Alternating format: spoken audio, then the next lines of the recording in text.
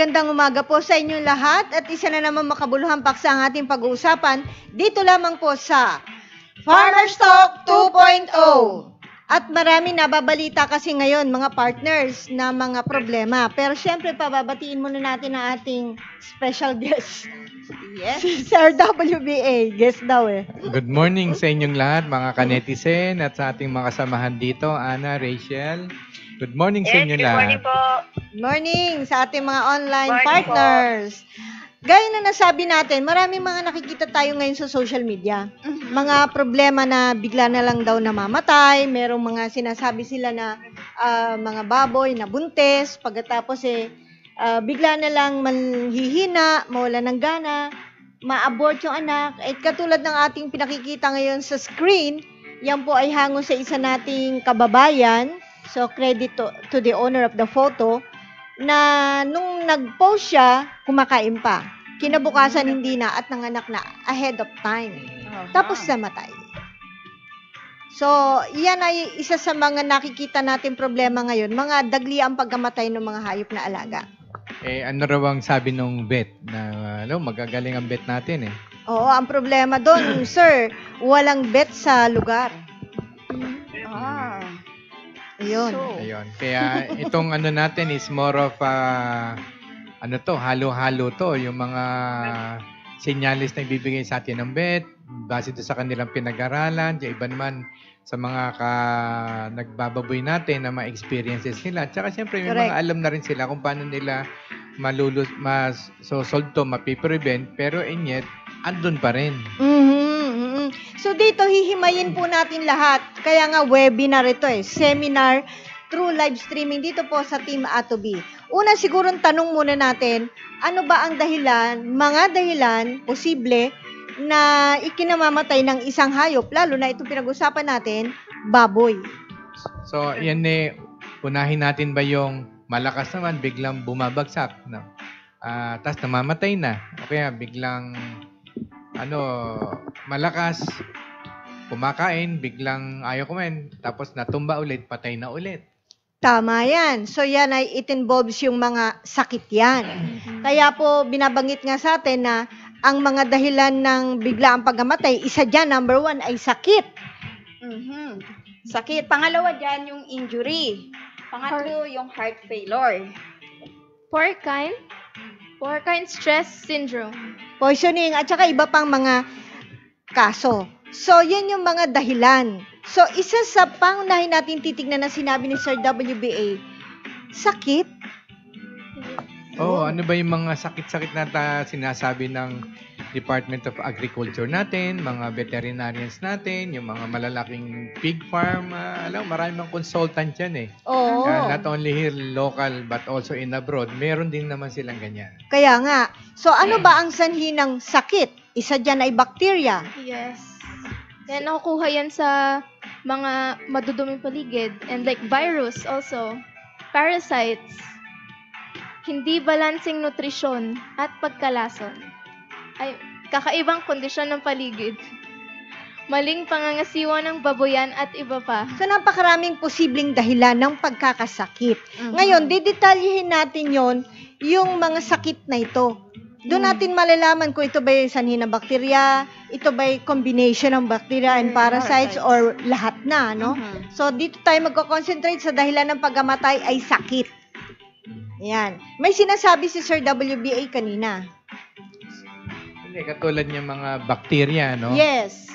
Halimbawa, sabihin natin, ang baboy ay malakas, biglang bumagsak. Ano daw yung mga posible bang sabi ng mga vet natin na nagiging cause nito? Yung hint nila. Oo. So, isa sa mga posible na nagiging din ng sakit is yung mga pagkain na binibigay natin, lalo na yung feeds, may kontaminado. So, contaminate yung feeds na binigay natin, so mayroong bacteria doon sa feeds nila. O di naman doon sa ating pangasiwaan, sa ating mga kulungan. Baka naman kasi napapabayaan natin yung ating kulungan, basa, o di naman masyadong madumi. May mga bacteria at saka mga virus na nandoon na nakakaapekto sa kalusugan ng ating mga baboy. Pati na pag yung mga nagbababoy, nagpapapasok na mga birds, yung mga aso, yung mga iba pang animals, posible kasi po yung maging carrier ng mga bacteria at viruses. Yes. Miss Ana. Doon ba Yes, sa... nabanggit yan yung hindi balansyadong nutrition. Nutrition, So, oo. nagpapakain tayo sa stage na, halimbawa, starter, isiniship ka agad natin ng growers. So, malaki yung stress doon sa, lalo na doon sa digestive system. Kasi yun mismo ang nakaka-effect yung shipping ng mga pagkain. Oo. Yan. Kung in terms of nutrition ang pag-uusapan. Mabalik lang ko doon, di ba? Sabi nyo nga kanina, yung mga pagkain, pinanggalingan ng mga patuka o mga pagkain, Opo. tsaka yung mga Kaning mga baboy, o, sir. ano ba, yung mga Yes. alagang hayop. Dito ba sa alagang hayop, kasama ba dyan yung mga kapitbahay natin? Hindi siguro, no? Hindi. Ah, Hindi po. Hindi, Hindi po. joke lang. Tao po sila, tao. Joke lang. Hindi, totoo yan. Sa totoo, pag hinimay mo yan, yung cause ng bacteria, iba masisira ulo natin. Oo. Oo. Mhm. Biruin mo, may footbath na tayo, yung sasakyan mo, bagong-bago, biglang i-spray ng mga acid na doon sa gulong, kaha, Masama pala yun, ano? Yes. Ay, kakalawangan yun. Oo. Tapos pangalawa, yung kumaari, lalo sa mga big farm, papaliguin ka pa. Biruin mo, galing ka sa biyahe, maliligo ka bago ka makapasok sa farm, magsusuot ka ng gown, para ka yung PPE ba yun? Yung PPE. PPE. Mhm. O yun. Ako sa totoo, naranasan ko yan. Sabi ko nga doon sa isang malaking farm, sabi ko, pasensya na kayo, no? Mas gugustuhin kong pang mamatay yung hayop nyo kaysa maparila siya ako. Gawa ng layo ng biyahe ko, papapaliguin nyo ako. Ay, kaya Hindi nga. na ako papasok. Oo. Ayun.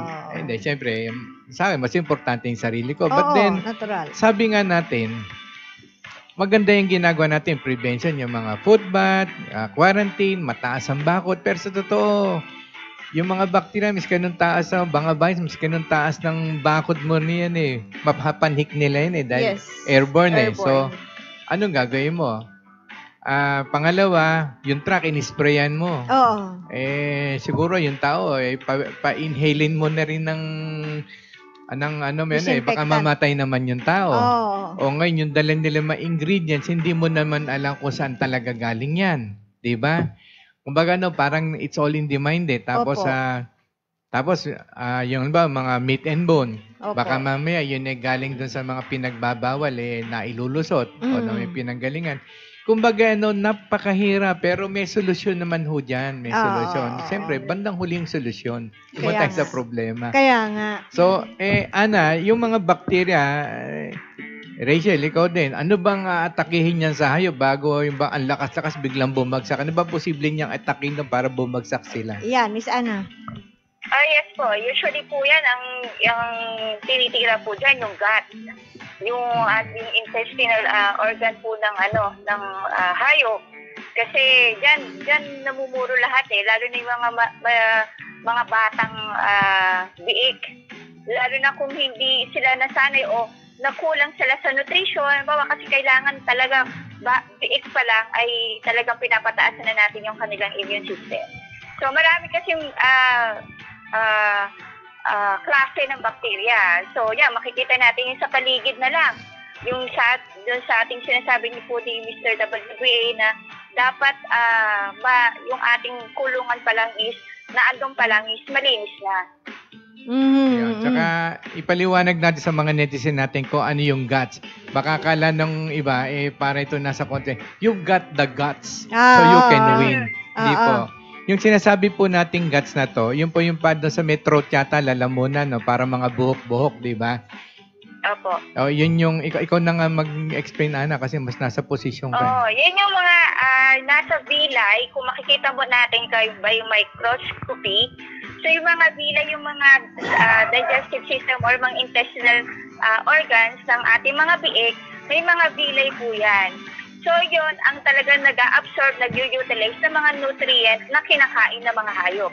Once na po mga villi na yan na-distract o na-destroy, hindi na sila makaka-absorb o makaka-utilize ng nutrients na kailangan sa paglaki ng muscle, sa para hindi sila madaling ma-infect ng mga virus or bacteria. Ayan po.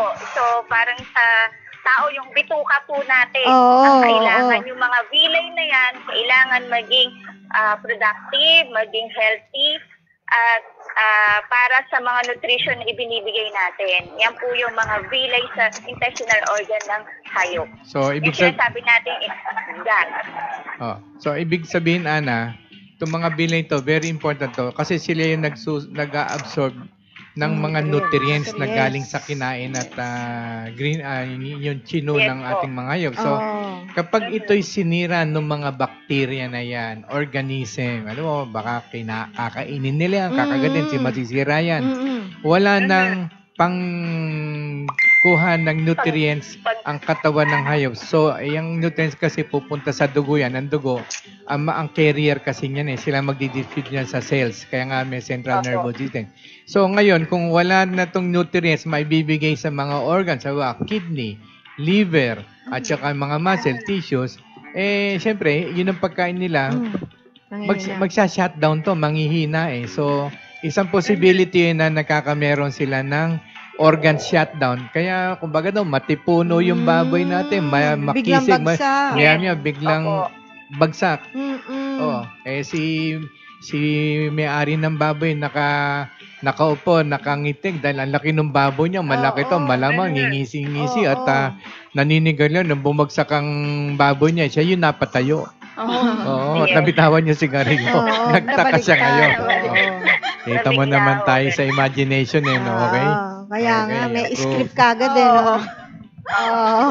Sa madaling salita, isa sa mga inaatake ng mga bacteria, virus, and other things, tulad ng parasites, ay yung isa, bituka. Kaya nagiging sanhi ng pagkamatay.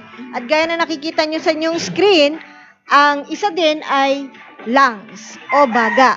So, kung hindi bituka, baga. Ang problema, mga kaibigan, yan pong ating bituka at saka baga. Pinakamatindi dyan yung baga. Mamaya na muna natin puntahin yung baga. Diyan muna tayo niya sa mga Dito muna tayo dyan. sa guts, okay? Himahin natin. Yes, on your screen. Kasi yung ating dinidiscuss ito, mga bacteria, organism, lahat, Yes. iba yon doon sa virus. Iba Correct. naman atake ng virus Pero dito, inaano lang natin yung difference ng dalawa. Tsaka bakit bumabagsak yung baboy Correct. na wala ng gana. Tama nga, tama. So, Una dyan yung twisted gut. So, bakit ba nagkakaroon ng twisted gut yung ating mga alagang baboy? Kasi minsan sa pagpapakain natin, kaya nagkakaroon ng ganyang sakit ang ating mga baboy. Minsan, nalilipasan po natin ang pagbibigay ng pagkain. Tapos, bibigyan natin ng pagkain, wala sa oras. So, mabibigla po yung pagkain ng ating mga baboy. So, nagkakaroon po na yung kanilang pagpalipit ng bituka. pagpilipit ng bituka. Nagkakaroon po ng pagpilipit ng bituka. Yun po. So, naipon yung dugo. Mm-mm. So, ala na nagsusupply ng dugo sa katawan. Nagkakaroon ng blood clot. Kaya pag binuksan nila yung patay na hayop, nakita nila nakapalipit yung bituka. Bituka. Oo. Yes. And the stomach ulcers, alam naman natin yung stomach ulcers na yan. Mhm. Yan po ay ganun din, pagkasugat sa sikmura. Mura. Nagkakameron sila ng para ding sa tao, halimbawa, nalilipasan ka ng gutom, yung bituka mo, syempre, expand, contract yan, until finally, nagko-contract siya. Kumbaga, di ba, yung mga, ano ba tag yun? Yung sa Muslim, ano ba tag doon? Fasting. Yes po. Di ba, yan? Di ba, pag nagpa-fasting ka, talagang yung lahat ng internal organs mo, dahil wala kang kinakain, talagang pipigain niya yung sarili niya. Oo. Until finally, pag hindi mo naagapan, sila naman, ang fasting, iba naman. After that, may time silang kakain na, ganon-ganon. Yung mga kung hindi mo pa kayo, nalilipasan niya, magagasgasan yung mga Bituka. lining ng kanilang bituka. So, makakameron na ng ulcer yon. Tapos yun, doon na mag-uumpisa yun. Acidity, sugat, tapos pag nakameron na ng infection, Oo. alam mo naman baboy, kung saan yan na, di ba, yung didila yan sa simyento, didila Yes. sa katawan nila, Yes. o na makakakuha na ng bacteria or organism na kasama ng hangin o ng mga walls na So, doon, isang factor din yon. So, pag Oo. nampis yun, ikamamatay din nila yun. Yes. In short, dito sa mga kondisyon na sa bitukan ng baboy na nakakamatay, ayan po, nakikita nyo naman yung mga binabanggit na sakit na diyan mo makikita na diferensya sa bituka. And of course, yung pinakamatindi diyan, yung pagtatae. Yan. Very common yan sa mga magbababoy natin. Ayan yung lagi nilang hinihinga ng tulong. So, ang pagtatai po, it can be caused by bacteria, viruses, parasites, mga Yes, sakit. tama yun. At saka po, nutritional deficiencies rin po. Lalo na po sa mga biik ay common po ito. Kaya it's important po na mabigyan po ng colostrum para po sa antibodies para they know how to protect themselves. Kasi mga biik po, vulnerable pa po yan. So, it's important po na may antibodies na sila, lalo na po sa environment nila na they're not sure if there's bacteria or not. It's very important for them to have antibodies. Mhm. So, ang marami pong causes ang pagtatae. Isa na po, pag hindi malinis yung paligid. Oo. Kasi marami pong present na bacteria dyan, viruses na hindi po natin alam na naandoon. So, ibig sabihin, yung kanilang kulungan at yung environment sa paligid ng kulungan, dapat doon, naayos nila na mabuti na malinis. Yes. Kasi, Ligtas sa bakterya. yes. At saka, if ever naman po, kasi kahit po malinis, kahit linisin nyo po, Oo. meron pong bacteria dyan Yes, eh. oo. So, ang importante po talaga na mapatibay po yung resistensya ng baboy. Tama. Yan po. Tapos isa pa po, yung pagpapalit ng pakain agad-agad na hindi siya gradual. na Nagtatay nabibigla. rin sila. Yes po. Mhm. Yan, dun po. Miss Ana? Yeah. May Miss Ana. sabihin po si Yes. Miss Ana? Oo. Saka konting information na rin doon sa hemorrhagic bowel syndrome. May kahawik po yan doon sa swine dysentery doon sa pagtatai rin. Kasi yan yung usually makikita natin na biglang kumakain yung baboy, biglang kinabukasan bumaksak. Pero wala itong symptoms. Oo. Pero yan, makikita natin, pag biniyak natin yung baboy, Oo. makikita mo yung kanyang intestine na babalutan ng dugo. Ayan, yan yung Totoo. usually na siguro isa din sa mga sasabihin natin na isa sa mga cause na biglang pagkamatay ng baboy na ang gana-ganang kumain, tapos kinabukasan namamatay. At saka usually ito, yung mga mapuputlang baboy, ang makikitaan mo ng mga ganang symptoms. Mhm. Yan po. Tapos isa pa po, yung pagpapapasok ng mga ibang animals. Okay, Like, bago, yeah, dating. bago. Yung mga, aside from mga baboy, meron pong mga birds, dogs, yung mga yun po, yung mga alaga nating hayop na hindi naman swine, they can possibly be carriers of different bacteria and viruses. So we must be careful about these. So as much as possible, wag po tayo magpapapasok na masyadong hayop aside from humans. Kasi yung nag-aalaga. Tapos yun po. Tapos another po is stressful conditions. Kasi naaapektuhan rin po ang digestive system ng baboy pag stressful po ang conditions. Lalo na po pag biik, mga early ages, it's important po na may brooding stage. Na they have na kaka-adapt sila sa environment nila because if they don't, it might affect their entire health system. Oo. Yes. Si Sir WB yata may sinasabi. Yeah, yung na-mention kanina ni Ali, yung sa colostrum, actually, kung mapapansin natin ngayon, people are still practicing that, yung colostrum.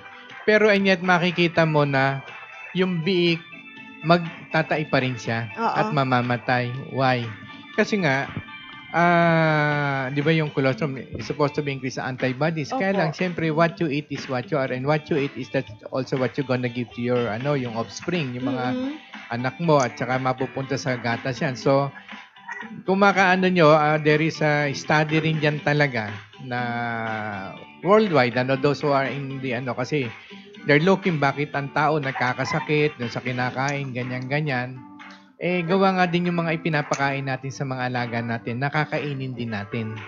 So, kaya yung milk, even yung milk, yung mga cow's milk natin na iniinom ngayon, which is supposed to be very healthy, unlike during the old days, yung nakabote-bote pa ng nakabilog na takipe yung dahon lang ng saging, direct, without pasteurization yun, nilala ko yun, naabutan ko yun, nung maliit ako, very healthy. Yung mga gatas ng kalabaw, gatas ng kambing, Ako, very healthy. umiinom nun. Pero ngayon, Yes.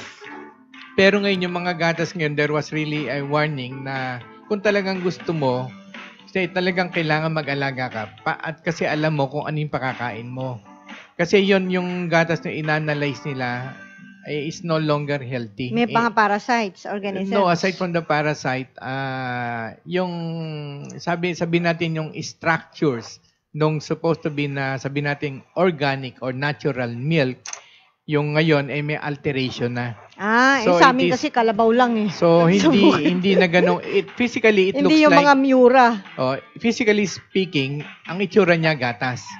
Pero pag ininom mo, hindi na siya talaga ganon kasi marami nang na-alter din sa structure ng gatas niya. That causes also people's illness, yung mga sakit din ng mga bata, kung bakit ang dami rin mga may sakit naman in spite of that.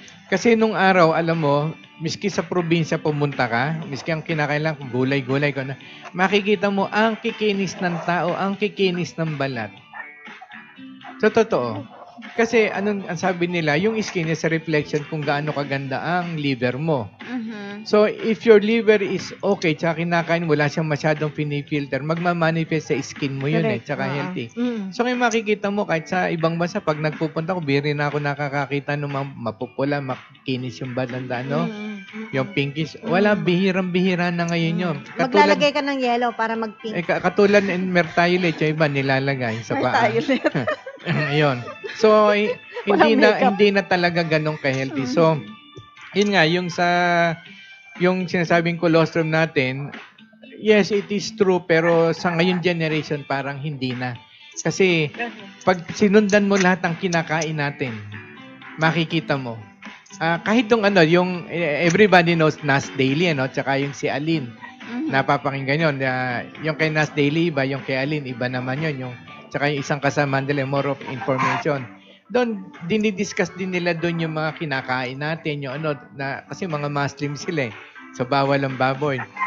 Nung makita nila, yung E26, E10, kung ano yung EE na yon, yung pala mga ingredients ng mga paa ng baboy, hook ng baboy, kung ano, Muslim sila. So nagulat sila, there's nothing in this world na makakain mo na talagang pure sa ngayon, not unless ikaw talagang mag-alaga at saka mga Tsaka hindi pa napapalitan yung mga genetics kasi yung mga bagong mga hayop na lumilitaw ngayon is mga genetically engineered na. Aside from that, yung mga inputs, yung mga yes, pagkain. Of course, that includes. Okay, tsaka elitis. Ano ba yung elitis? Madagdag ko lang din po muna dun sa diarrhea. Sige, hindi pa tayo maalis doon. Sige.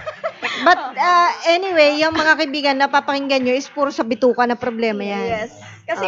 Kasi karamihan or traditionally pa rin kasi na ginagawa ng ilan nating mga kababayan, kaya nagkakaroon din po ng diarrhea is yung maling pagpapakain. Hindi kasi nawawala sa kanila yung pagpapakain sa sahig. Oo, sa sahig ng doon sila naglalagay ng pagkain. So, alam naman natin na yung sahig is puntahan ng mga bacteria at virus, di ba po? So, kapag minsan din, nakakalimutan natin dahil nga doon tayo nagpapakain, linis tayo ng linis ng ating mga kulungan. So, naiiwan nating laging basa yung ating mga sahig. Yes. Another po, pag sa pagkain, pag may amag, ganun po. Pag hindi masyadong nasa-store properly, yun po. Pwede po maging cause po yun ng pagtatae. Ayun. Yes. Hindi, yung amag kami ni Ana, talaga may experience kami niya. Hindi lang cause ng pagtae. Immediate patay. Pag matindi yung punjay. Yes. Taas. Yung aflatoxin. Ay, nako, sabi ko sa iyo. Andi ba, Ana, no? Yes po. Pag depende po, lalo na kung ang medyo concentrated yung aflatoxin na kinain, talagang hours pa lang, minutes pa lang, talagang baksak ang hayop. Sudden death. I-share na natin sa kanila, Ana, kasi yung mga breadcrumbs, yung old bread, yan, kasi nga napapakain sa hayop yan, Opo. Meron silang pwedeng ipakain mo na miski may amag. Kasi nag-aamag yung kulay green Green, black. Matindi yung green dyan sa bread. So, yung sa manok, pwede yan Pero pakain mo sa baboy, okay, nakain ng ibang hayo, alba, aso, naku, maya sandali, kita mo bubula bibig niyan, patay. Ano lalambot? Pero sa isda, pwede mo pakain, miski may amag yan Iba-iba sila. So, you have to be very careful. At saka, kahit tayo po, kayo mismo, anything na may amag, mag-iingat yun. Even mushroom. mushroom is amag. Amag mismo. Oh, mag-iingat kayo. Lalo yung mga nagma-mushroom nagko-culture, lagi kayo mag-face mask. Oo. Kumari nga, PPE kasi hindi nyo alam na later on madidiscover nyo na kung yung negosyo nyo, you really just have to be very careful because you're Yeah. dealing with molds. Yes. And yung nabanggit ni Sir WBA, yung ilitis. No? Yung ilitis is according to vets at saka mga scientists na yan ay bacteria pa rin yan, of course. Kapag sinabing ilitis ay nagkakaroon sila ng pangangapal ng bituka, pero yung small intestine, yung terminal part ng small intestine ang kumakapal because of the bacteria. So anong nagiging resulta? Nagkakaroon sila ng bloody poops Yes. or black poops. Pag ganun ang kanilang mga dumi, maghihinala ka na. Pwedeng ilitis. Of course, kailan ipa-check up natin sa mga vet. At saka matindi yan lalo yung hemorrhagic bowel syndrome. Hemorrhagic, ibig sabihin yan siyempre may mga kasama na rin mga dugo-dugo yan, no? Yes. Kasi saka yung hemorrhoid, that is actually hemorrhoids. Kumbaga sa tao, hemorrhoid, lumalabas, lumuluwa yung that is because yung tissues nila is very weak. Oo. At saka yan yung sinasabi lang, okay, kumakain pa, pero after 30 minutes pagbalik ng tao, patay na. Tsaka yung nakikita natin sa mga Facebook sa mga ating mga kanetizen na pinipicture. Ba't ganito yung baboy ko? Nakaluwa. Yung parang prolapse. Aha. Yun, nakaluwa nun. Kung sa tao, yung hemorrhoids, di ba, nakaluwa. Talagang ikamamatay mo rin yan. Kasi una, naka-expose na, Oo. very prone to infection. Lalo, So, ayun, isa na yun. Yung diarrhea naman, matindi talaga yan. Pagka na-dehydrate ka, talagang mamamatay ka. Napakaraming klase ng diarrhea at sabi nga, hindi lang bacteria ang cause niya, kundi pati parasites. Virus din. Marami na ngayon sakit na hindi basta bacteria lang. Kung pagdudumi, bacteria lang. Hindi. Lalo na iba pang i-discuss natin dito. Magugulat kayo. Dati virus lang. Yun pala, combination na ng lahat. So, talagang ganun katindi ang mga sakit ngayon sa hayop. Kaya ako, sa totoo, dati yung mother ko kasi panimpainom sa akin ng milk. Sabi ko, okay na ako sa Gerber. Kasi Gerber baby si Sir WBA. mukhang tumahimik na naman kayo. Sige Kami na naman, nga. Cerelac. Joke lang yan. Masarap kaya, Cerelac. Anyway, so anything na pwede nyo pang, gusto nyo pang idagdag, Miss Ana o Rachel, tungkol sa diarrhea? Bago tayo magpunta sa respiratory. Okay, wala na? Rachel? Yes po. Anything you would like to add? Yes po, ayan po. Kasi nga, yes po.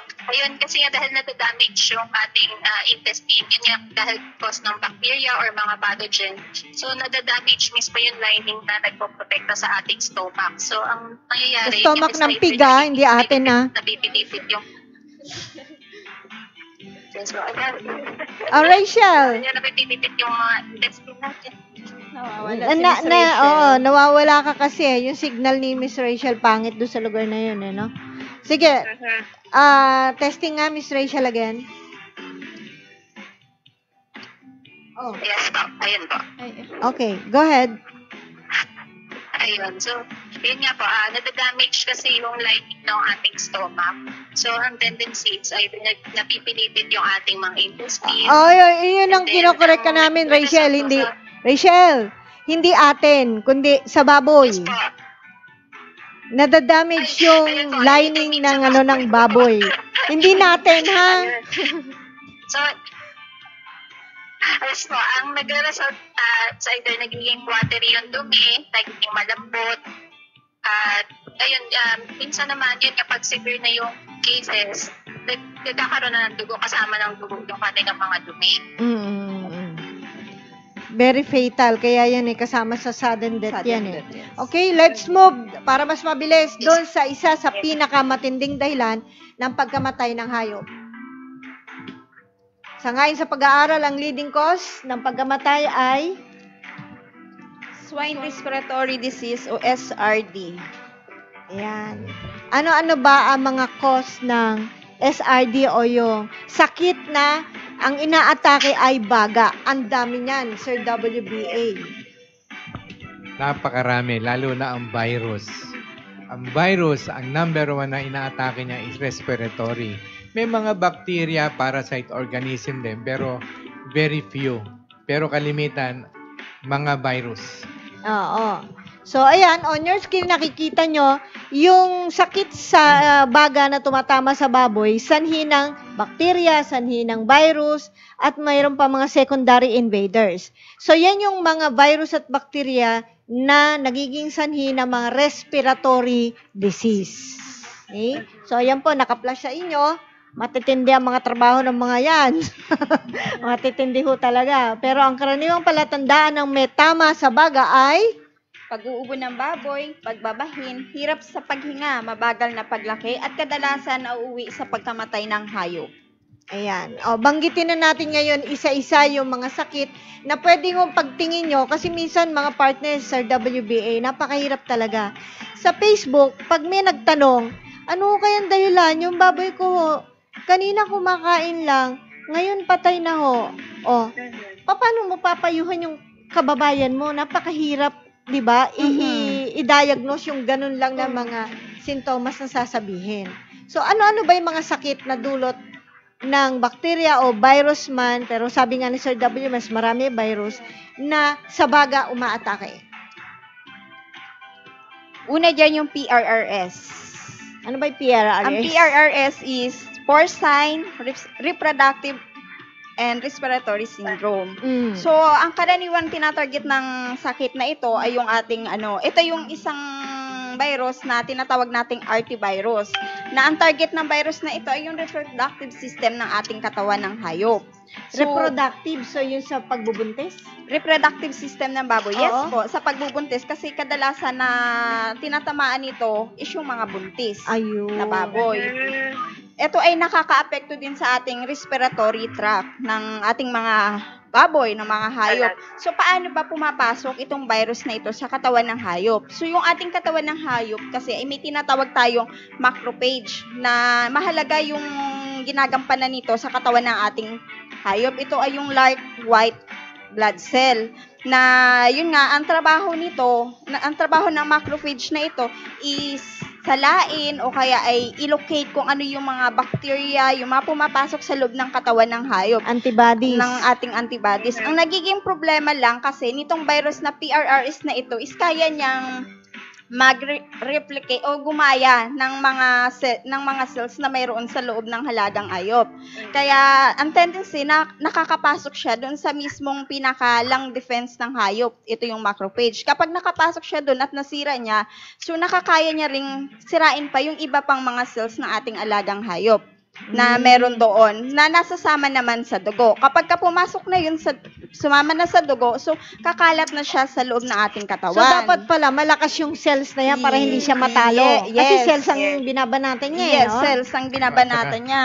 Kumbaga, matindi ang PRRS virus kasi kita mo, nagre-reconfigurate siya. Oo, Yes. nagbabagong anyo siya. Para Ginagaya siya- niya yung mga Para cells. siyang yung reptile na yun na pag kung saan siya dumapo, yun yung kulay niya. Nakakaandar siya sa ganun. Kunyango. Kunyano ba yun? Ayun. So, para siya, kumbaga mahirap siyang kalabanin. Pero Yes. may way dyan, hindi pwedeng walang sadya. I'll tell you how. Yes. Yun, kapag pumasok na po siya sa katawan ng ating alagang hayop, so makikita natin yung mga palatandaan na yan is lalo na kapag kainahin, sa loob ng 70 days ng kanyang pagbubuntis is nakukunan Uy, siya. katulad yung kanina, picture natin, ano? Nagkakaroon siya ng stillbirth, minsan mummified, o minsan nabubuhay naman yung biik pagkalabas. Ang problema lang, namamatay kaagad yung mga biik. Okay. Then, pagdating naman sa mga lalaki or barako, nagkukulang sila sa similya or yung count ng similya is kulang at Sperm then yung libido nila is nawawala, bumababa. So, hindi na sila Parang makapag-produce. ayaw na nila. Yes. Yun nga. At saka mapapansin mo din dito sa PRRS, kapag 1 week makikita mo na nagkakaroon ng kulay blue yung kanilang tenga. nagkakaroon ng kulay blue, then paano ba napapasa ito sa ibang mga baboy? Kapag yung baboy niya ay meron ng PRS, paano ba ito makakapasa sa iba? So, unang-una po dyan, yung mga similya po na ating ilalagay or ating gagamitin sa ating inahin is dapat alam po natin kung saan po natin nakuha. Dahil isa rin sa nagdadala ng PRS, yung similya na nilalagay natin. So, delikado pala to. So, kapag kayo ay nagpapa-AI, EA or ano man yung barako natin mismo. basta meron, So, patay yun. na. Tapos kapag alam natin na yung ating baboy is merong may sakit, huwag po muna nating ipasok sa ating kulungan. So, mas malaga yung quarantine of 14 days like sa tao, 14 Hindi naman days sila quarantine. magmamaskin. Hindi naman. Doon para masiguro natin na walang virus na dala. At saka ito minsan nakukuha din sa travel, sa layo ng travel gawa ng hangin. So dapat virus. po pagdating nga po sa ating farm is wag po muna tayong magpapasok. Yan yung mga traditional Yes. way to prevent. Yes po. At saka yun, yung ating mga ginagamit po, kapag kagaling tayo sa farm, mas mahalaga din po na ating yung mga ginagamit, damit natin, mga gagamitin natin sa paglilinis, ay lagi po nating i-disinfect. Kasi isa din po siya sa nakakapagdala ng sakit po sa mga baboy. Ayun. Dagdag ko lang po dun sa pagpapasok ng mga baboy. If you purchase mga baboy, ayun po, mag-ingat po kayo kasi minsan po yung mga baboy immune na po dun sa virus na yun. Pero po, naandun pa rin po siya. So when it comes in contact with other pigs that don't have that virus, it will infect that pig. Yes. Eh kung yung baboy naman po na yun, mababa immune system, hindi kaya nung katawan niya, yun po. Mangyayari yun. Mamatay. Sudden death. Yes. Hawa na agad. Yes. At ang hindi rin po maganda dito sa virus na to, it interacts with other viruses. Yun nga po yung sinasabi niyo na may mga viruses na interacts with other bacteria and viruses that will make the sickness even worse. That it will magnify other diseases. Isa po yun doon, yung PRRS. Oh. Yes. Yan. So, isa yan sa nagiging problema sa ang atake ay baga, kaya namamatay agad. Online partners? Yes. Ayun po. Yung isa pa sa nagkakos ng biglang pagkamatay sa ating mga baboy is yung hog cholera. Uy. Or kilala rin sa tawag na classical swine fever. Mhm. So, paano ba nakukuha itong hog cholera? Kasi itong sakit na ito, cause din siya ng isang particular virus na naapektuhan halos iba't ibang parte or organs ng katawan ng baboy. So, nakukuha siya kapag nagbawang napakain natin yung alaga nating baboy ng hindi luto or hindi nahugasan. Halimbawa, nagbigay tayo ng kaning baboy, hindi siya properly nahugasan or naluto man lang, makaka-apekto to sa kanilang intestine. At the same time, yung virus, naninirahan kasi yan sa mga contaminated na tubig o kaya sa lupa, kung halimbawa sa kulungan nila, ayan, nagsistay sila dyan for long periods of time. And then, yun nga, nakakakuha din ng mga alagang baboy kung yung mga ibang baboy infected, napapasa nila sa mga healthy. At saka kung halimbawa may mga bumisita rin na ibang tao na galing sa ibang farm na yung farm na yun ay infected ng hog cholera virus na yun. So yung pupuntahan nilang farm, na ipapasa nila ngayon yung certain virus na yun sa mga pupuntahan nilang baboy. So ano po yung mga ma-observe natin na symptoms para dito sa hog cholera na ito? So usually, yung mga young piglets, makikita natin na para silang giniginaw. Pag nagkukumpulan sila sa isang tapit, kasi medyo nagsisliver sila eh. Yes. Tapos, ayun nga, ang pinaka mapapansin sa kanila, ayun nga, tumataas yung temperature or nilalagnat. So kapag umabot sa mga over 42 degrees Celsius yung kanilang temperature, ayun, yung halos magkukumpulsyon na sila. Yun yung isang distinct na symptoms na mapapansin sa cholera. At the same time, yun, may iba namang kaso na yun, wala silang ganang kumain, nade-depress sila. At kung halimbawang tutulungan man natin sila na pumunta dun sa kanilang feeder, parang pupunta na sila saglit, pero mamaya ihiga na naman sila. Kasi medyo weak yung kanilang pangangatawan. And then, ayun yung iba namang kaso, ayun, nagtataitin at nagsusuka ng medyo madilaw. Okay. Then, iba pang distinct features yun. Medyo nagkakaroon ng blue discoloration yung kanilang mga balat. Meron din. Rachel, late ba ang dating namin sa inyo? Yes po. Medyo matagal, no? Ah. So, nagkukulay blue? Mamula-mula ba? Ano ba? Saan parte? Yes. Meron sa tenga, meron sa buntot. So, iba-ibang parte, either blue or medyo purple na discoloration ang nakikita sa kanila. Parang ASF din, ano? Yung una sa tenga, sa buntot, at dun sa lower legs, ayun, nagkakaroon din ng blue or purple discoloration. Pero yan ba yung nagdudulot ng ginagawa sudden na death? iba- Rachel? Yes po. Nagdudulot ba ng sudden death yan? Yes po.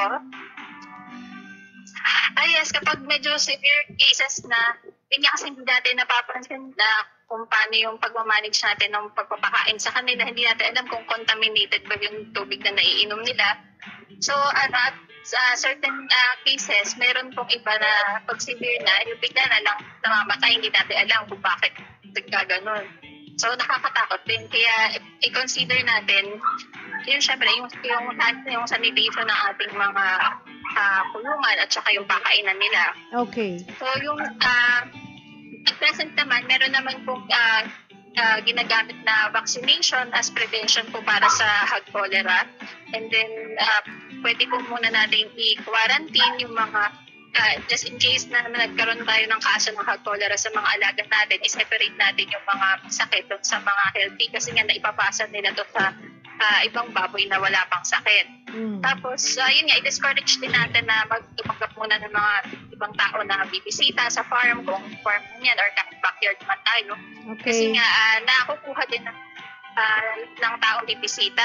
Kung galing sila sa isang infected farm na ipapasa nila yun kung pupunta sila sa ating farm. And then, syempre, i-control din natin yung pagpasok ng mga ibang animals or yung mga daga kasi nagdadala rin sila ng infection para dun sa ating mga baboy. Okay. So, ayun, i-make sure lang natin na yung sanitation, yung mga equipment na ginagamit ay malinis at mag-disinfect tayo regularly Okay. para po maiwasan. Mhm. Okay. Alam niyo kung di ba namin sa inyo, yan yung nagiging parang bluish yung kulay niya, Yes po. minsan sa Yes. tenga, Mhm. nangingitim-ngitim, namumutla. Alam niyo, kahit ano pa yung sakit ng hayop na yan, it is an indication na kinukulang na supply ng oxygen. Yeah, yun. yung bluish na yan. Yes, yung bluish. Tingnan niyo sa, ito comparison lang.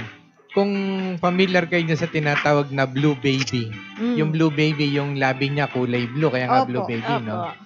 Kasi may problema siya sa puso. Yung puso niya, either may butas o mahina mag-pump o maliit. Basta't may problema sa puso, hindi makapag-circulate ng blood. Yung oxygen nandun sa red blood eh. Opo. So, kinakapos siya. So, yun, nagiging bluish siya. Kaya pagka gano'n, oxygen agad. Ngayon, sa mga alaga natin ngayon, kita niyo yung hog cholera, may ASF, yung ganyan, o may whatever sickness. Pag nakita niyo nag-bluish yung ganyan, an indication na kinukulang niya sa oxygen yan.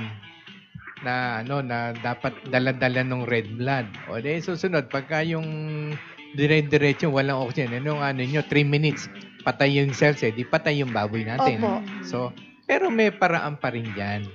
Mapipigil ba yun? Hindi naman ma-prevent, pero nagagawa natin paraan, solusyon. Siyempre, bandang huli yun. Sige. Explain ko Magdi-discuss mamaya. pa tayo. Okay, sige. Okay. Miss Ana. Yes po.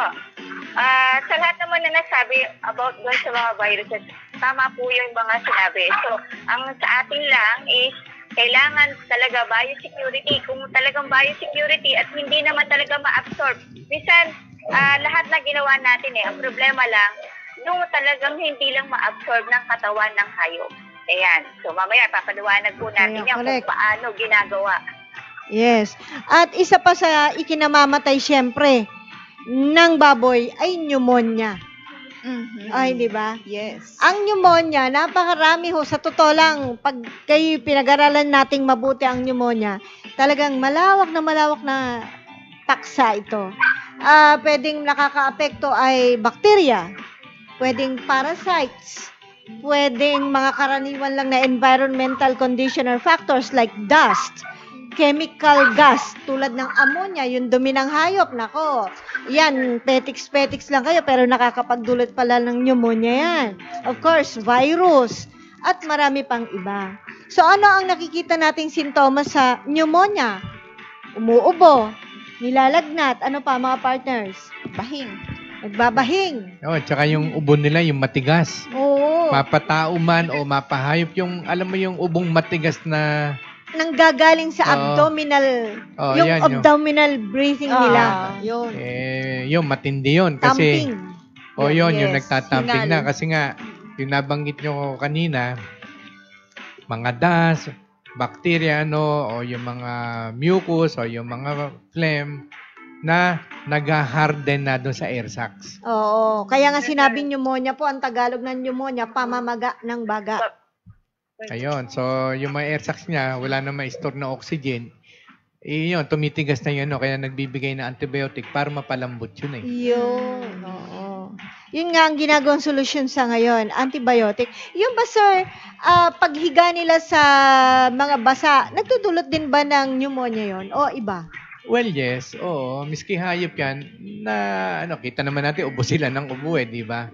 Tapos yung mga dumi pa nila, yung ammonia nga. Oo, pag mabaho yung masyado. yung wala na silang oxygen naamoy nila yung mga gases ng ammonia. Aha. O yung CO2, dahil malakas sila mag-emit yan So, kinakapos na rin sila sa oxygen. Mm-mm. So, alam naman natin na tulad na lagi natin na-explain, bakit kailangan yung oxygen, gawa na yung potentials of hydrogen ion, kailangan yon para makabuo sila yung cells, yung adenosine triphosphate, yun yung fuel ng ng cell pumping. Opo. Pag wala nung hindi nakaproduce, syempre, i-inject nun doon sa loob para i-process yung mga nutrients na nando sa feeds o mga medication ng mga vet natin o mga supplements. Kasi pagdating niyan doon sa Krebs cycle, i-convert yan into different micropotentials energy. So, wala silang paggagamitan. Wala silang anuhan. Oo. And of course, yung nabanggit natin din na parasites, kala nyo, ganun lang yun. Kala nyo sa pagtatay lang. Yung lalo na yung mga baboy pala sa labas, yung inaalagaan mo sa lupa, yung patakbo-takbo dyan, tuwan-tuwa naman tayo, di ba? Pinapanood natin. Pero, marami sa kanila, pinapasukan ng lungworm tsaka roundworm sa balat. Tapos pupunta sa bloodstream hanggang mapunta na sa baga. Nagkukos ng pneumonia. Kaya ako sa totoo, di ba, yung sabi nga mind setting free range. Pagalain mo. Free range yung manok, yung baboy. Kaso hindi mo nakikita kung ano yung kinakain na niya yan Correct. Di ba? Tsaka kung ano yung mga nakain niya. May itlog na pala ng bulate. Sorry. Yun. Oo. Totoo yun. Tapos pumapasok sa cells yun, sa meat. Tapos during that time na kinain mo, iniihaw mo, mahilig ka sa ihaw, masarap yung ihaw Tapos yung hindi pa well done. Kumbaga na medium lang, yung medium rare. rare. Medium rare.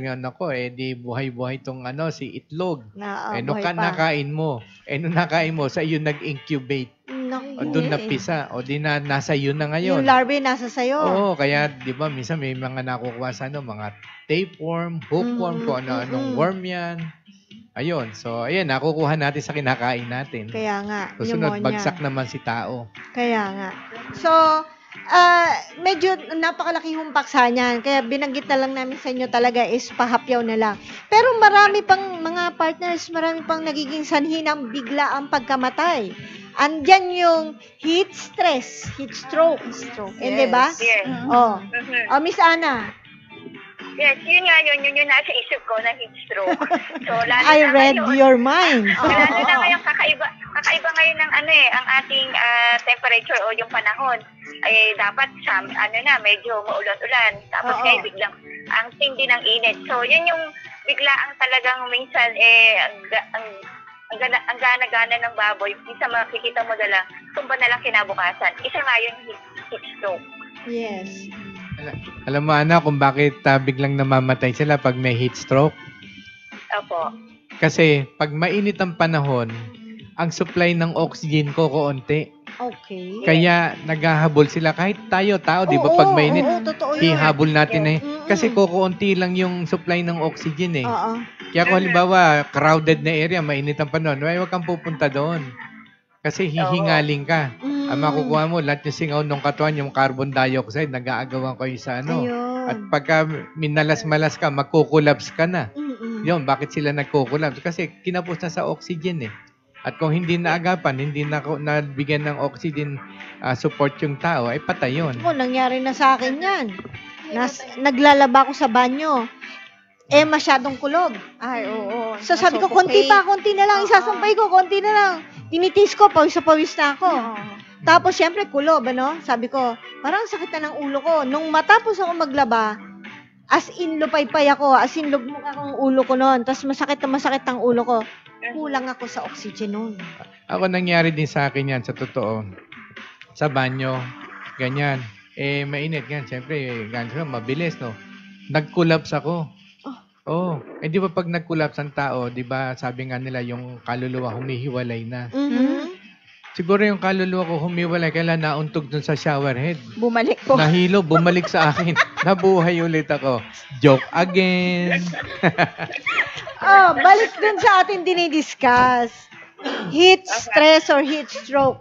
Alam nyo ho, mayroong mga kinalaman din ang kulungan, itsura ng pinagawa niyong kulungan, kondisyon ng...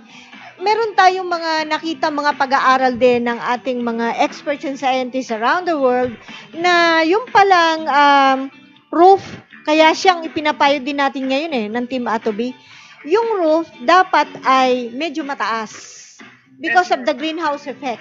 Yung solar radiation is nakakaapekto sa baboy natin. Baka hindi nyo naiisip po yan. Isa yan sa nakakapagdulot ng heat stroke. So, namamatay na lang bigla ang baboy. Kasi yung solar radiation, kapag yung iyo palang roof, ay may mga materialis na tumatagos din kagad yan. Yung init, So, oo. yung paligid, yun ang mainit eh. Oo. Yun ang nakakaapekto direkta sa may tinatawag na surface temperature at saka ambience temperature. Kapag mainit yung ambience temperature, yung paligid, at sumayad, naramdaman ng surface temperature ng hayop at hindi sila pareho, natatalo ang baboy. Yan yung tinatawag nilang greenhouse effect. Greenhouse effect. Kaya minsan pinag-aaralan anong materyales ang gagawin mo, anong itsura ng kulungan mo. Hindi ba? Yan ba'y mataas ang roof, which is mas okay? Yung bang materyales, ngayon may pinag-uusapan sa larangan ng baboyan sa mundo. Iniisip nila, dahil may mga experiments na rin sila natuklasan, kapag pala pininturahan mo ng puti, ang ibabaw at ang ilalim ay itim, Kontra? yung init ng yung solar radiation, nakukunti lang hanggang doon sa mainit na side, underside ng roof na itim. So, hindi lang basta dinoble mo. May mga experiment sila na napatunayan nilang mas okay na pinturahan mo na puti yung ibabaw at itim yung ilalim or maglining ka ng halimbawa polyethylene na itim na hindi na tumatagos ang init. Yeah, that could be true kasi pag nagpintura ka ng light color sa roof mo, ang tendency nyon, reflect yung Yeah, tama yun. yung Yes. heat Pag radiation. ganun, So, mababawasan. tatalsik, okay. Yun namang black, anything black, dark color, absorbs heat. Yeah. So, ayun. So, isang pwede nating experiment na gawin sa ating eto pa, ang experiment sila. Hindi ba katwiran natin mga Pilipino na, ay, malamig ho sa aming babuyan. Bakit to? Marami hong puno sa paligid. Hindi pala dapat ganun lang. Yung puno na mataas na nakayongyong sa ibabaw, pwede yon. Yung nasa ibabaw. Pero yung puno sa paligid, nasisira o nakaka-obstruct sa wind flow. Which is importante sa kulungan. Kaya minsan, namamatay po ang baboy pala natin dahil yung hangin hindi nakakatagos ng malaya. Okay, ganito lang kasimple yan. Yung puno, kailangan natin yon. Because yung puno, kukunin niya yung carbon dioxide Yes. na masama sa hayop. Mm-mm. Yun yung kailangan ng puno. Tapos, i-release nila yung Oxygen, oxygen na of course. kailangan naman natin at saka ng baboy. Mm. The problem there is yung air current, yung aerodynamic design, walang movement. Opo. Dapat merong movement yung air. Para yung yung contained dun sa kulungan ng mga, halimbawa, yung ammonia, Yes. CO2, maida-drive ng bagong hangin, marireplenish din yung Ng bagong bago. oxygen. So, Oo. ganun lang. So, either may electric fan ka, o paypayan mo yung baboy mo, ganyan. Or, doon sa below, medyo mag-trim ka sa ilan, anything na magdo, pag-aralan mo kung saan yung wind direction mo, madali naman pag-aralan yung wind Oo. direction eh. Magtayo ka na isang yung isang pole, maglagay ka lang na, halimbawa, yung feather light na any object na manipis na pel. So, makikita mo kung saan yung direction ng hangin. Oo. So, yun. So, mapapag-aralan, ano ba ikakat ko rito? Ito, yan. Oh. So, lilinisin ko. Tsaka, kahit ako, di ba, yung windmill ko doon sa farm. Abe, yung windmill, ang taas-taas eh. Yung hangin eh, mahina. Mas malakas doon sa baba. Opo. O kaya bala ko ibaba yung Ibaba windmill na. ko eh. Oo. Kasi mas malakas yung hangin sa baba eh. Oo. Talagang At saka naisahan ako doon. syempre, yung design ng kulungan. So, lahat pag-aralan nyo na po, hindi na natin maipapa-discuss fully yan. Yes, may sasabihin si Miss Ana o Rachel? Yung sa akin lang, so, information na rin or tip, kung talaga yun na lang yung design ng, kasi sinaunang kulungan, Yes. para lang di matitake natin na medyo mataas yung temperature sa loob, kayo mismo doon sa loob, mag-stay kayo hanggang 15 minutes. Kung talagang pawisan na pawisan kayo, ibig sabihin how much more yung ating baboy. Kasi walang sweat glands yan. So, doon na tayo kumuha ng paraan kung paano natin mapapanatiling na medyo mayumid yung sa loob ng kulungan natin, lalo na ngayong mainit. Ayan. Mm. Yung, anahan natin yung ASF. Yes. Okay. Sa ngayon po ay meron ng mga map na binibigay ang ating gobyerno, no, na kung saan-saan ang mga affected ng ASF, at nakakapagtaka talaga hanggang ngayon meron pa, no? So, ang clinical sign na may ASF dyan, respiratory, abortion, arthritis, chronic ulcer, and necrosis. Ito pa po ang mga clinical signs. Marami po yan, pero babalikan natin yan. Samantala, to give you an update, ito po ang mapa. Kita nyo ba? Sa ngayon, yan po ay as of September 1, nasa bandang itaas at sa bandang ibaba, ang red infected zone. So, nandiyan po, Nueva Ecija, Bulacan, siguro lapitan natin ng shot. Ayan.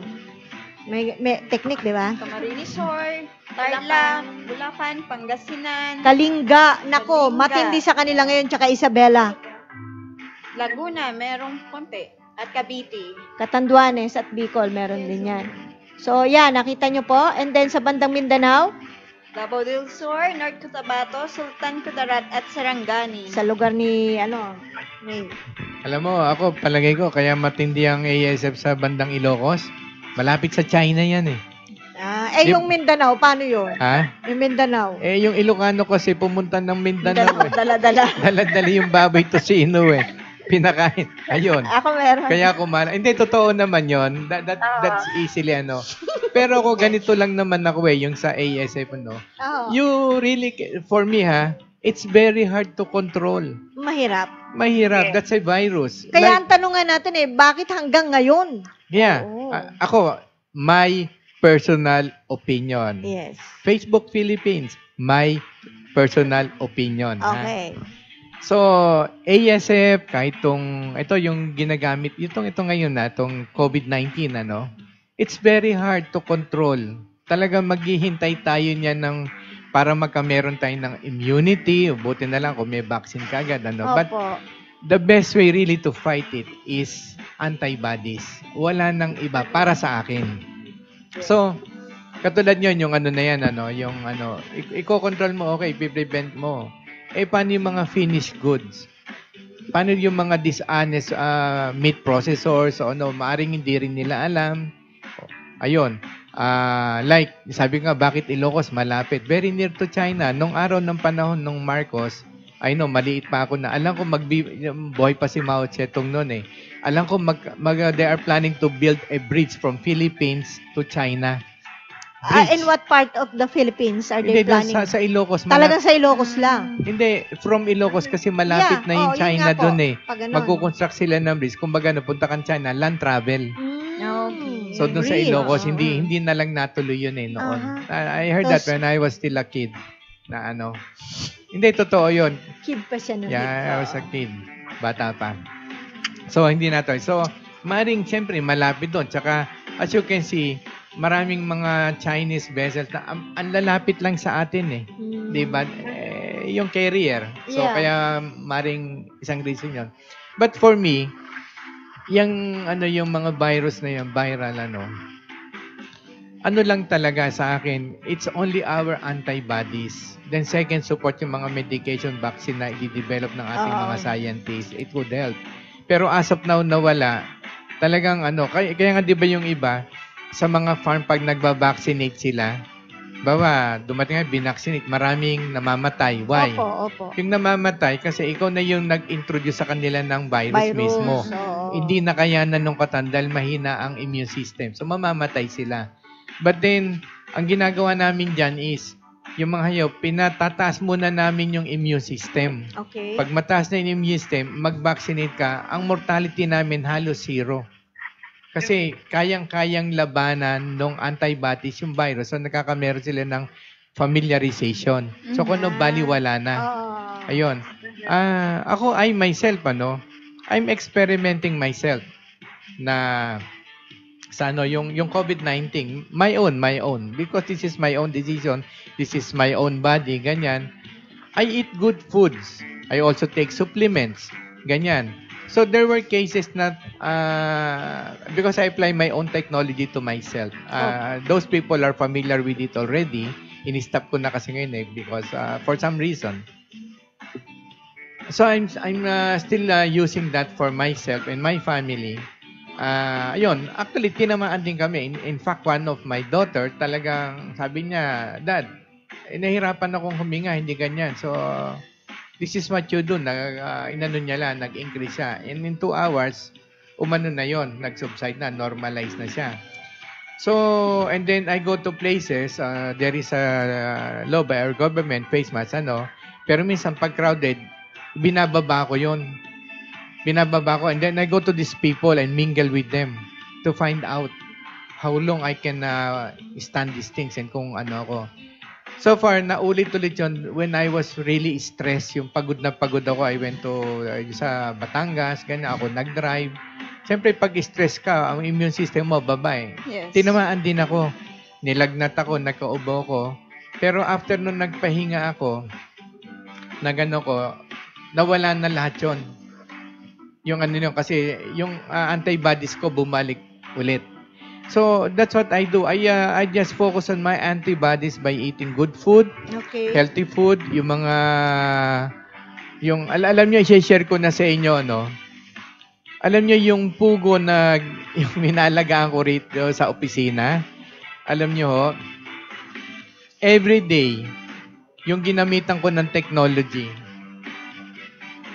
yung 5 na raw na eggs na yon, iniinom ko yon every day. Empty stomach, pagkagising ko yun kalad, kukunin ko yung 5 raw na eggs na yon, tapos lalagyan ko ng salt. Tapos iinumin ko raw. Alam nyo, wala siyang kalansa-lansa, wala siyang kaamoy-amoy, tapos yung niya, yung pag tinigil niya sa bibig nyo, yung quail eggs na yung ginamitan ng technology, makita nyo manamis-namis, tapos pinisa ko sa bibig ko yung yolk. Ang sarap ng lasa niya. I got really addicted then. Tapos, in the afternoon, I've noticed na iba yung strength ko. Ganyan. When I read something about the article, yung 5 pieces na eggs na yun is enough to supply yung needs ng katawan ng tao na yung mga vitamins, minerals. Kasi it is, yung bang 3 times higher than yung egg ng manok. So, since then, kinontinue ko ng kinontinue yun, iba yung lakas ko talaga, sa totoo. At my age, 63, minsan, pag nagde-deliver, sumasama ako, bumubuhat din ako nung yung 25 kilos. Minsan, pinipigil ako ng mga tao. Sabi ko, hindi, just let me do it because my life will become miserable and parang, yung no longer exciting. Kasi, hindi ako magbubuhat, kaya ko pa na. This is me. I want to live a normal life. Ayun, nagbubuhat ako na lahat ng ginagawa ko when I was still, nababalikan ko ngayon. That's why I'm sharing it to you kasi ayun, malaki ho na itulong sa akin. And even my children, I let them know. Yung mother ko is gonna be 90 years old. Syempre, mahina-hina niya. Yung medyo mahirap pong, minsan pinatake ko yung ginawa ko sa akin, sa katawan, yung technology, in-apply ko sa akin. Syempre, it's not that easy to convince the old people, lalo na yun. Ang ginawa ko, pinatake ko siya noong 5 itlo. Alam mo, ngayon gala ng gala eh. Magna-90 na yon, gala ng gala. Sinasabi doon sa mga champagne amanak sa Amerika, sabi niya, yung pinaiinom ako ni Walter ng ang lakas ko ngayon.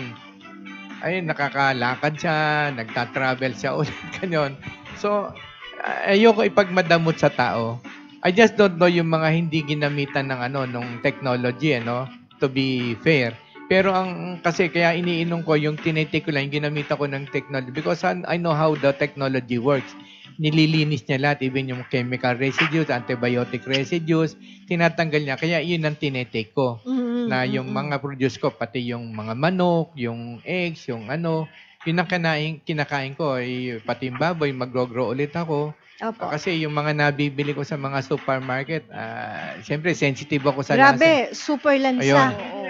Ayun, so that's why pati yung mga vegetables na ayun, yung tinatanim namin dito sa labas na pati yung kapitbahay na may kaperasing lupa. Sisingitan namin ng buto ng kamatis sa lokbate yun eh. Pagka yung Congrats, you have grown yung okra. Oh, yun, pati yung okra, yung Jurassic okra namin dito. Pwede kasing laki yata ng gabi yung dahon nito. Ayun. So, ayun. Marami po. Actually, we keep on doing things na trying to go back to the old school na healthy. Ayan, ito, sineshare ko sa inyo. Why don't you try it? Minsan pakikita ko sa inyo. Actually, kasi pipito yung 14 yung alaga kong yung pugo. Ilan 1 year and ilang months na yun? Oo, no? 1 year and 3 months? 1 year and 3 months. O 2 months? 2 months. 1 year and 2 months. 1 year and 2 months. Ang production ng itlog niya ngayon ay ranging from 85 to 100% pa rin. 100% matatanda na yun. Maganda pa rin. Pero hindi pa na umuuga ang tuhod. Yung isa nga kinain pa nung pusa, kagat-kagat, habol-habol namin. Oo, yun. Kasi, paano nakuha ng pusa yun? tumalon. Bumukas yung bubong. Tas hindi ko naman mabilang kasi malikot. Tapos sabi nung anak ko, sabi niya, Dad, may dalang ibon yung pusa. Sabi ko, hanap ka. Sabi, babaya mo. That's nature. And then that pugo ha? Ay, dahil nabot ko. Ang daming kagat yung pugo. Sabi ko, mabubuhay pa to. So, nung nakuha ko doon sa pusa, ang daming kagat Sinubuan ko lang nung atobi. Tapos yung tubig na may atobi din. Pinabayaan ko lang. Naka-recover. Nangingitlog na ulit ngayon Yeah. Now, going back doon sa mga respiratory disease na mga hayop, can the technology help? Yes. Will it help? Ito, kami ang ginagawa lang namin sa totoo, like yung scouring. Lahat na yung binanggit natin dito, ganito lang ho ang gawin nyo. Ito talagang, the company is about 30 years already. And for the past 30 years, ang dami na ho namin pinagdaanan. Itong mga cases na to is no longer new sa amin. Believe it or not, it's up to you if you're gonna try. So, kami ho yung mga, yung pagtatai, yung nagtai yung biik na lagi nakikita ko sa Facebook. So, kung yan dumedede pa, doon na lang sa pakain ng inahin. Ilagay. Gano'ng karami po? Per kilo, lagyan nyo ng 20 grams, 2 kutsara ng atobi. Tapos yung inumin niya, kung separate drinker, lagyan nyo rin. Within 12 hours, pag nakain ng inahin niya, pupunta sa gata siya, madedede ng biik. Makikita nyo, magre-recover yung biik. Ngayon, kapag naman nakita yung biik, nakalugmok na. Siyempre, wala na yan. Hindi naman kakain yan. Subuan nyo na. Force feeding tayo. Kasi mamamatay na rin naman yan. Tsaka nabigyan na rin naman ng medication ng ating mga vet yan. kailangan lang natin pa-utilize yun. Tsaka kailangan paganahin lang yung cells nun. Ang Atobi, ang focus niya cells, hindi siya gamot or anything. So, iti-trigger lang ng Atobi yung cells niyan. Yung yung biik na kapapanganak, siyempre, suckling yan, Lagyan nyo lang nung mga 3 butil ng ganung kadaming 3 butil nung mais na Atobi. Alam nyo, may istira nyo sa mga McDo na yung maliit yung parang 3 ganon, isubo nyo sa big, tapos patakan nyo ng miski tubig lang. Ayun. Para malunok. Every 4 hours. Ayun, makikita nyo within siguro 6 to 12 hours may makikita na kayo dyan Pagbabago. Ayun. Ngayon, kung may infection sa loob yan, magto-throw out yan. May mga makikita kanyang green, yellow, yun, mga mucus Plema. niyan. Oo. Ayun, plema. Pabayaan nyo lang yun. Siyempre, mahina yan. Sumuka yan Tapos ulitin nyo ulit yun. Ayun. Kung maaari, halimbawa, kasi sa biik to, I'm talking about yung biik, yung suckling. Kung may lugaw kayo, samahan nyo ng konting lugaw lang yan para merong maano sa Tapos makikita nyo na yan. Makaka-recover Kung malalaki yung baboy na nagtatae. Kung malalaki na, halimbawa, mga finisher. Ay, hindi. Grower. Mga finisher. Grower. Bihira lang. naman nagtatae dyan Okay. Kaliming yan, yung yung weanling, pre-starting, ganyan. Okay. Ganun lang, ilagay lang nila sa pagkain. Yung pagka talaga yung gano'n may sakit, 20 grams, 2 kutsara. Pagka okay naman, pwede tayo, kung pwede na sa isang kutsarita yan, pwede yan, which is 5 grams. Kung hindi naman, 2 kutsarita, 10 grams per kilo. Tapos, i-reduce nyo sa Kasi ang normal natin, standard niyan is 2.5 grams per kilo or per liter ng tubig. So, kalahating kutsarita yan. So, yun yung pinakamatipid na effective na na magagamit natin. So, yun. Yung sinabi ko sa inyo na yung force feeding, ginagamit lang natin yan kapag ayaw ng kumain. Malaki man yung baboy o maliit. Kapag yung mga pre-weanling, wala namang overdose yan. Tantan ba, yung mga weanlings, o di yung kalahating kutsarita every 4 hours. Pagka yung starter na siya, ay ayaw kumain, yun, biglang bumagsak. O isang kutsarita every 4 hours. Tapos susubuan niya rin yung pagkain niya, yung tubig. Ganon. Mahina niya, hindi na kayo kakagating yan. Yun. Pag malaki naman, yung starter na o grower, gawin nyo na isang kutsara every 4 hours. Subuan nyo force feeding. Tapos may kasamang pagkain. O kaya yung lugaw. Lugaw. O yung kanin. Basta hindi lugaw kasi pag kasi baboy o may sakit yan, yung digestive system mahina. So kaya kailangan natin soft food diet. So pag naka-recover, dun yung nabibigyan siya ng normal na feeds niya. Ayun, ganun lang ang gagawin natin. Kung medyo nakalimutan nyo, alam nyo naman ang cellphone number sa office, sa Facebook. Okay. Ayun, o dun sa Lato, sumasagot kami doon. That's the purpose of those dong mga organization na yon. Anytime na parang katabi nyo lang na may assist nyo. Kasi may mga rin naman tayong mga kaibigan ng mga vet, hiningan din natin ng advice yan. Okay. Saka nutrition naman, dyan naman si Ana. May tatanong lang ako. Ito, halimbawa yung mga nakikita natin, mga kababayan natin, netizens and friends na ang baboy nila is buntis man o hindi, lungay-ngay, kadalasan kasi ngayon buntis. Tapos, nandun na. O, ano pong gagawin namin? Kaya ba ng technology yun?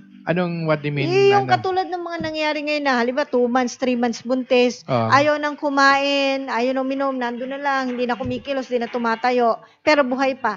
Yeah, force feeding. Magagawan ba ng tulong ng ato Yes, yun? makakatulong pa rin siya. Makakatulong pa rin. Malaki pa rin maitutulong. Marami kaming cases na ganyan na encounter. That's the reason why nasasabi ko lang sa inyo because we have done it many times already. Okay. Pangit naman namin po first time baka sabihin nyo nagmamagaling kami para makabenta ng Atobi. Hindi po. Yung Atobi talagang tulong sa inyo, non-profit po yan. Yung sa inyong personal knowledge na lang, last question sa bago yung ating mga messages. Pag ba ganon, lalo na yung mga newbies ngayon, nag-aalaga, pag ganon lugmok na, alang appetite, nandun na lang, hindi makatayo, ano mas tamang gamitin? Antibiotic vaccine? Ano ba yung lugmok? Ako, sa akin lang ganito. Kasi marami tayong nakikita nagpapayo. Bigyan mo ng ganito, bigyan mo ng gano'n. Is it good? Well, kung malakas ang katawan ng hayop, tama yun. Pero kung mahina, kita mo nga, ang doktor, albawa, dinala ka unang-una ng doktor. Ito kasi ako, hindi naman ako doktor, hindi ako vet or what. I just make my own study and analysis of human and animals. What's the difference? Di ba napasin pagdating sa emergency, ano unang gagawin ng doktor? Dextrose. At saka oxygen. Yun ang una, bago nila titingnan yung pasyente. Di ba? Why? Because yung dextrose is pagkain yun eh. Kailangan may makain para lumakas ang katawan niya. Oxygen, why? Support para yung cells mabuhay nila. And then that's the time they will diagnose. So why they diagnose, makikita nila, nakaka-recover, that's the time they will give them the medication, antibiotic, or vaccine. Kasi kaya na nung katawan. Kasi pag hindi mo binigyan sila ng ganon, at binigyan, maaring mapatay mo yung tao. I am just relating my own opinion and observation na it might be the same sa hayop. Kaya, well, that's what we're doing. Kasi, katulad yung mga poultry piggery, di ba? Pag nag-vaccinate man, nanganak, vaccine, ganyan. And then, maraming namamatay. So, sabi ko, marami ako nakakausap ng mga vet, medical doctor sa human.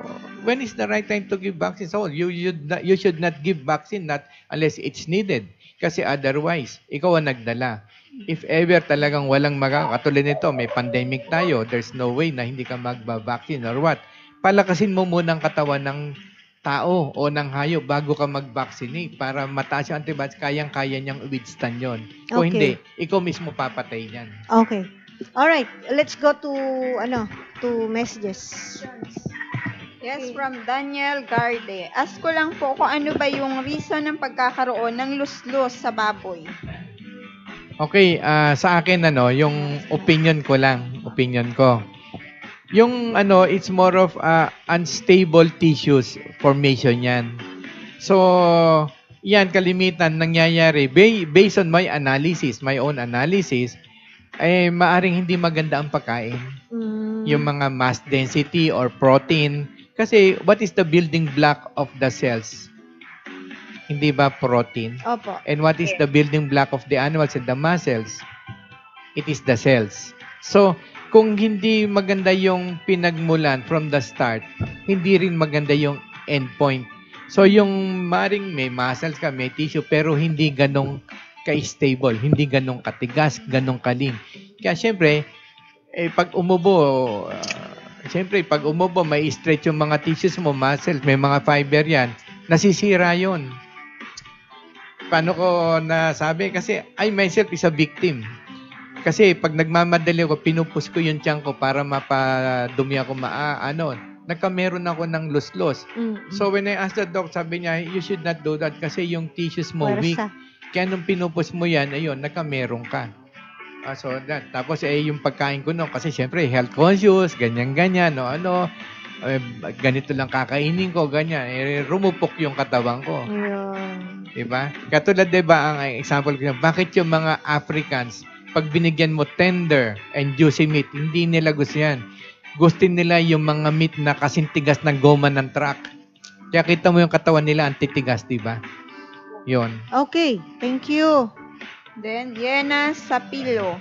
Ma'am, sir, yung baboy po namin nagpupo ng dugo, all of the sudden natumba na lang at kinatay po. Pero yung karne, amoy pupo. Bakit po pagka ganon? Ana, you have some opinion? Yes, isa yan sa mga na topic kanina o na-discuss about doon sa bacteria, yung mga diarrhea. So, iba-iba yan. Iba-iba yung mga bacteria iinano natin. May twisted ulcer, ilitis, yung mga synthetic. So, matidetect po natin yung once na yun nga, nabuksan. Maaaring na infected yan po, yung pati yung meat. Karne. Dahil maaaring sa pagpapakain natin, may nakain siyang poison o yung tawag dito, yung amag. Ayan, pwede yan. So, maraming factor kung bakit po nagkaganon. So, i-check po natin yung management natin at yung pinakakain natin o yung feeding guide na ginagawa natin sa ating baboy. Ayan po, mahirap eh. Mahirap po natin dapat hirap i-detect kung anong mga bacteria tumama o ano yung disease na tinamaan po nan. So, i-check po lang natin kung doon sa nabigay nating mga symptoms at at medyo malapit doon sa inyong mga nakita, maaari nyo na naging sakit ng inyong baboy. Ayan po. Ako naman, na opinion ko, bakit yung karne naglasang dumi? Dumi. Di ba? Okay. Ako, ang tingin ko dyan ganito. Di ba, na-mention niya na merong blood? Di ba? So, nung merong blood, nagkameron ng rupture yan. So, nung nagkameron ng rupture sa digestive system, lalo kung sa large intestine, daan dyan yung pinaka-final hindi naman ang dumi. Maring yung liquid, nakapenetrate doon sa cells membrane na nasira. So, pumunta sa dugo, sumama sa dugo. Ang dugo, nagsisirculate yan So, lahat yan dadaanan. Kaya yung mga, di ba yung mga tissues kanya, di ba may mga nerve tissue, dumadaan. Kaya nung kinatay nyo, may lasa siyang dumi kasi nakapasok na yun doon. Ayun, sa bloodstream. Yeah, bloodstream. Okay? Question pa? Yan, good. From Sir Rodel Dial de Lehente. Good morning po. Ask ko lang po, yung mga Atovina na bibili sa online shop, legit po ba? Well, kasi marami pong isang pwede nyo tingnan yan, yung seal niyan. Kasi meron kaming nakita niyan na gumawa po noon. Hindi ko na mention yan. Actually, kakilala pa namin at a former employee of the company. Nagtataka na yung mga nareklamo, nagtataka kami nung pinuntahan namin, may reseal siya. Ini-reseal ulit. So, inadulterate yung laman. Yung laman. Kasi sabi nila, walang effect. Sabi ko, imposible ho yan.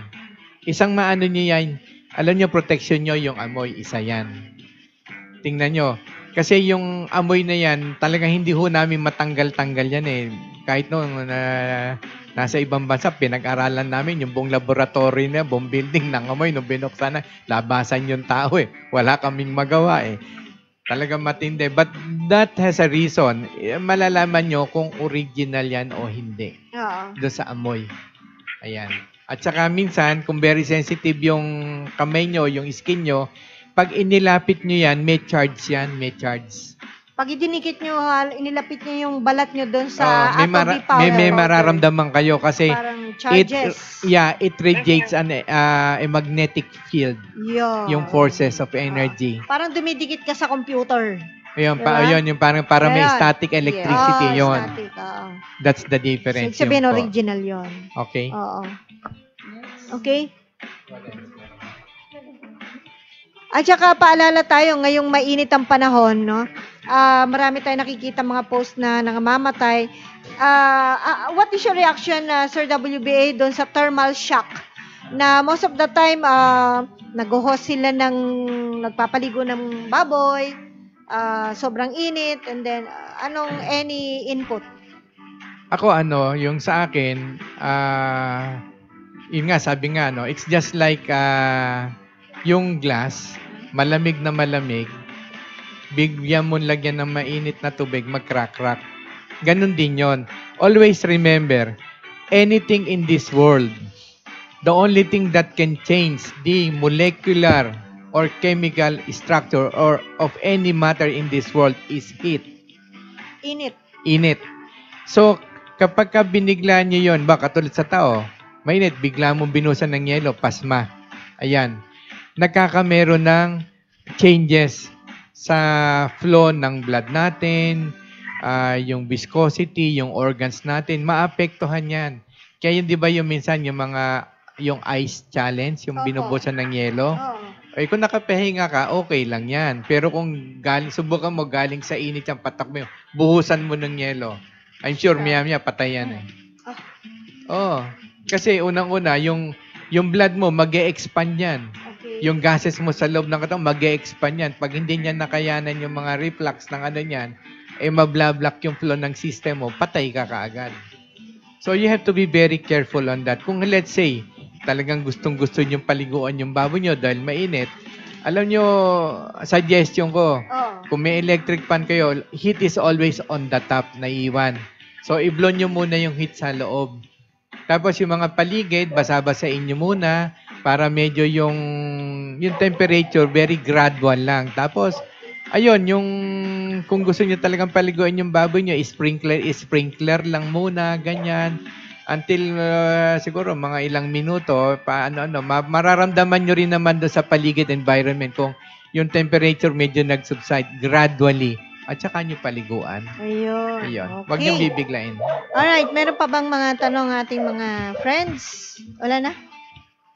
Sige, paki. From Sir RJ Malasa. Good morning po, Ate VT. May checkpoint po ba dyan sa Muntinlupa? Kung bibili po ako ng direkta dyan, then may nagbago po ba sa price? Thanks. Sa pagkakaalam namin, wala. Wala, kasi may mga nakakalusot po. Marami na po nagpupunta sa office at nakakabili and same pa rin ang price. Yes. Okay? So, pag may tanong pa po kayo, pwede kayong pumunta sa aming Facebook page and of course, the group. Yes, yung group po ay LATO, Livestock Agri-Aqua Troubleshooters Organization. Search nyo lang po, tapos pindutin nyo na po yung join group and part na po kayo ng group. Ang Facebook naman po namin ay Atovi Nanotechnology. Pag may order po kayo, pwede rin kayong tumawag o mag-text. Yes, pwede po kayong tumawag or kumontak sa 0917-540-8887, 0939-917-2858. Yan po. At saka paalala po namin, the Atobi was formed at Facebook, at saka yung LATO. It's a create para lahat po ng problema ninyo. Ay, yun po yung concern namin, yung problema nyo, yun ang bibigyan natin ng solusyon para magtuloy-tuloy kayo sa inyong pag-aalaga, passion man, o pagdinegosyo para wag kayong malugi. At kami wala naman hong kinihinging kapalit yan. Yung makita lang namin kayo maging successful, na-solve yung problema nyo, yun na yung price namin. Tsaka hanggat maaari, grow your own food. Okay. Ako naman, gusto ko pong hikayatin kayo, no? Or invite kayo na i-post nyo sa amin kahit today, sa atin po namang sa baba ng ating video, kung ano yung request na topic nyo na gusto nyong talakayin namin dito sa Farmer's Talk. Mag-post po kayo ng request topic nyo, ano po? At yan ay ating bibigyan daan. Yes. Okay? Final message, Miss Rachel and Miss Ana. Rachel first. Ayun po. Maraming salamat po ulit dun sa mga nakikisa at nakinig po sa discussion natin ngayon. Yun nga po, paalala lang din po sa lahat ng mga nag-aalaga ng baboy na kumbaga maging careful at maging cautious tayo sa ating sistema ng pangalaga, kung ano yung ating pinapakain. Kasi yun nga, hindi lang din yung mga bacteria or yung mga pathogen or viruses yung nakaka-contribute, may mga ibang factors din kagaya ng yung sistema ng kung paano natin sila inaalagaan, kung nagiging malinis pa tayo sa ating mga kulungan, at kung ayun nga, nasa-sanitize natin. At the same time, ayun, yung way ng pagpapakain natin is regular pa, kasi baka mamaya nakukulangan na sila sa tubig or irregular yung oras ng pagpapakain natin, hindi tayo consistent. So, nakaka-apekto rin yung mga bagay na yun. So, mahalaga na nakatutok tayo sa ating mga inaalagaan at kung tayo naman ay hindi tayo yung mismo hands-on sa ating pagbababoy at meron lang tayong naasahang tao, kumbaga, huwag din tayo basta mag-rely sa kanila. Kailangan din naka-strictly monitor tayo sa kung paano nila binabantayan or inaalagaan ng ating mga alagang baboy. Kasi in return, makaka-apekto rin sa atin dahil tayo yung magpo-produce, tayo rin yung kakain ng ating mga inaalagaan. So, ayan, nabigyan naman na natin yung mga ibang mga pointers. So, ayan, nandito naman po yung Team Atovi para kung may mga kailangan silang mga advice or kung yun nga, kung kailangan din nila ng proper feed formulation at po tayo animal nutritionist na gagabay po sa kanila para malaman din na tamang pagpapakain sa ating mga alaga. Okay, thank you. Miss Ana. Yes, isa lang naman ang sasabihin ko, sa pag-aalaga, anumang baboy, mapamanok po yan. Basta taasan lang po o mapataas po natin ang immune system ng hayop, kahit ano pong bacteria, virus ang dumating, madali pong makarecover ang ating hayop. At dahil dyan po, andyan na po ang Team Atovi at ang technology para maka-help po sa inyo. Ayan po. Okay po, thank you. Sa ngalan po ng Team Atovi at ni Sir WBA, nagpapasalamat kami sa inyong lahat hanggang sa muli po. Always remember, Team Atobi will continue to educate Share. And inspire others. Bye-bye! Bye-bye! Wala na yung Mahirap magdalaga at kumita, ubus pa ang oras sa maghapong paggawa. Alagang hayop at pananim, pilit na pinararami, kahit madalas malugi, kunwari ayos lang. Ang masaklap ng pare ko sa buhay na ito, hindi na nga kumikita, ibig pang ipasara. Kami mabaho raw, maingay at malangaw, sumbong ng kapitbahay na nagtungo sa barangay.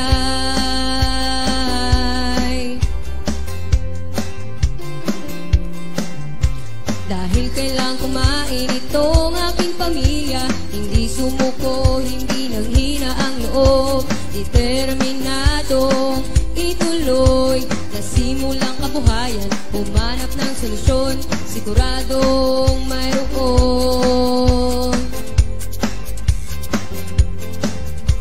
Tanong dito, tanong noon, ako'y hilong talilong na, pati internet pinagod sa katatanong, hanggang sa matuntun mga nagsiyasenso. Tanong ko sa kanila, paanong ginawa nyo? Oh, oh, Atobi, Atobi Technology, Atobi, Atobi Technology, Atobi, Atobi Technology, Atobi, Atobi Technology, Atobi, Atobi Technology, Atobi, Atobi Technology.